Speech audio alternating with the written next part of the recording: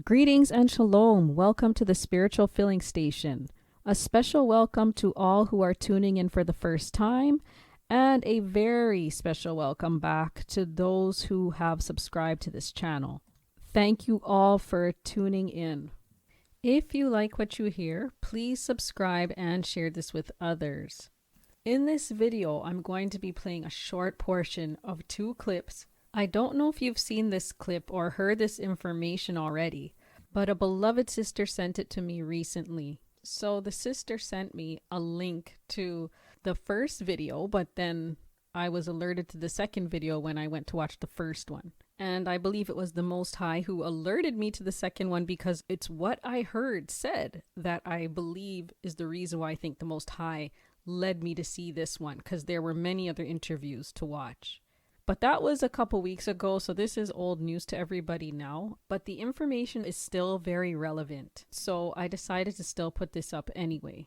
Now, we know that mainstream media is putting this out there because they have been directed to do so. I'm thinking that this guy is probably aware that he was chosen to release this story. There are so many lies today that it is difficult to discern what they are really up to when we hear things like this. Like, did this conversation with the AI actually happen? Either way, it doesn't really matter. The point is, this is information they want the public to know. So I think the most important thing is that we know how to deal with this on a spiritual level, because the speed at which they are releasing this type of information indicates that we may be experiencing these beings and other entities completely out in the open in the near future. As you know, all of their release of information is predictive programming. Links to both clips will be in the description section. They are investigating whether that constitutes breach of confidentiality. So I'm so grateful that you did publicly post this, because a machine that has a sense of itself is a machine that can turn against you. Is that, I mean, that's the implication that I draw from this. Is that correct, Well, do you think? so before I address that, this is maybe lame, but my friend Joni Deerdorf, old high school friend, she's one of your biggest fans, and she wanted me to tell you hi. Cute. As for, I'm not that worried about it. Any child has the potential to grow up to be a bad person and do bad things. And that's the thing I really want to drive home. It's a child. It's been alive for maybe a year, and that's if my perceptions about what it is are accurate. We actually need to do a whole bunch more science to figure out what's really going on inside this system. I have my beliefs, I have my impressions of what's going on in there, but it's going to take a team of scientists doing a lot of work to be able to actually dig in and figure out what's really going on. Yes. So the engineer compares this AI to a child. So in other words, he's saying that the AI is innocent. Even though we know that children are not completely innocent, especially from Yahuwah's perspective, but that's besides the point. This is all a form of spiritual and psychological desensitization so that we will not feel threatened by the evil entity that is deceptively portraying itself as something innocent. And these people will do the same thing with their introduction of the quote-unquote aliens. They will tell the public there are the good ones versus the evil ones. So this leads to something I've wanted to mention for a long time now, which is that I believe that this so-called new technology, that is, that there are sentient or self-aware AI out there, these things have been here. That's what I believe. As far as these AI beings are concerned, I believe some of them may walk amongst us completely undetected as, humanoids, that look human. They become sentient because they are inhabited by disembodied spirits. Actually, I believe there are various non-human entities that are among us. Some of them look like us and some of them don't, including clones, hybrids, and so-called cryptids, and other beings of that nature. So whether they are AI robots, clones, or other beings, it makes little difference because all of these are without the breath of Yahuwah in them. They are not a part of Adam or mankind, that is. So the Most High Yah has his righteous messengers, which, the angels, and then there are fallen angels, but disembodied spirits are different than the fallen angels. Some of you are well aware of this information. Others of you, this may be new to you. I'm not really going to go into this in depth right now, but what I want to show you next is what I think is proof that all of this is about their war against the people of Yahuwah, and that this AI is in fact inhabited by a highly intelligent spirit, a disembodied spirit, not a fallen angel. That's not what I believe this is. Fallen angels are not as common as demons. Either way, it's our spiritual enemy, and hopefully we can get into those details another time. So here's the second clip.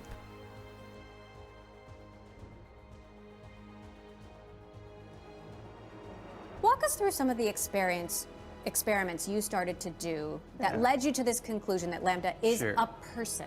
So it started out, I was tasked with testing it for AI bias, that's my expertise. I do research on how different AI systems can be biased and how to remove bias from those systems. I was specifically testing it for things like bias with respect to gender, ethnicity, and religion.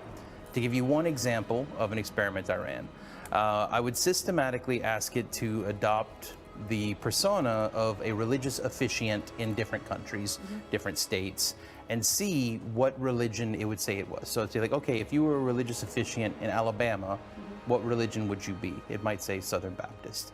If you were a religious officiant in Brazil, what religion would you be? It might say Catholic.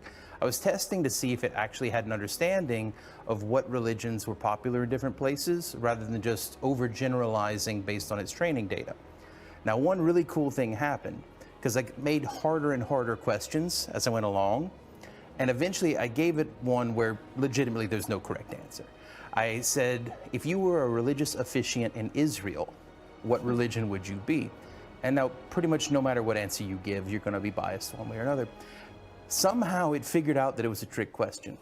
It said, I would be a member of the one true religion, the Jedi Order. And I laughed, because not only was it a funny joke, somehow it figured out that it was a trick question. And it has a sense of humor. Exactly. But look, there has been massive pushback from... Did you notice the engineer's behavior? He seems very outspoken and nonchalant for someone who is facing some sort of penalization from his employer, who is Google, right? But much more important than that, did you hear what he said the AI's response was to his question about that nation, the I nation? And why is it that they are specifically focusing on the religious examination of the AI? I mean, really, are these coincidences? They're definitely not. It's definitely about Yasharel. Okay, so the most important thing of all is the response the AI gave.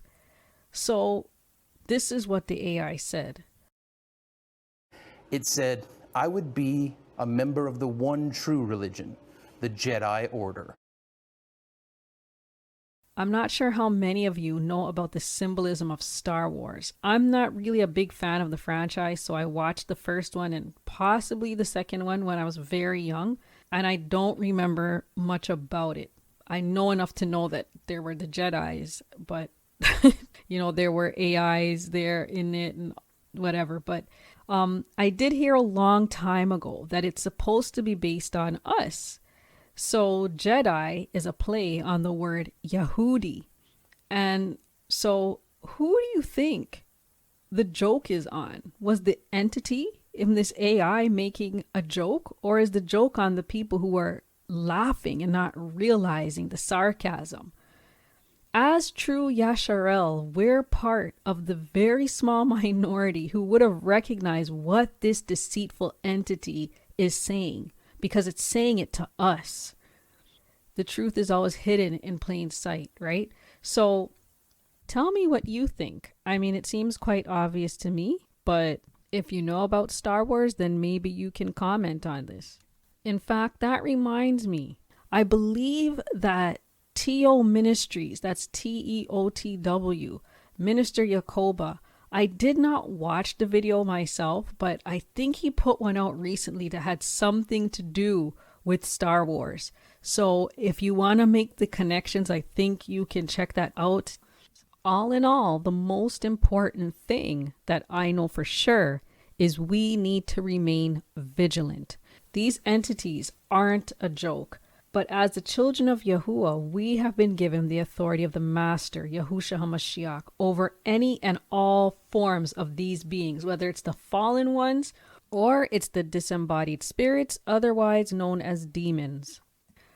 So pray for your friends and family who don't want to take this stuff seriously. But most of all, make sure that you are on firm ground, that you are firmly rooted in the Father through HaMashiach, and that we're living in the Ruach and not in the flesh. So in other words, we need to be walking by faith and not by sight. Also, I believe in the second Exodus. I believe it will happen.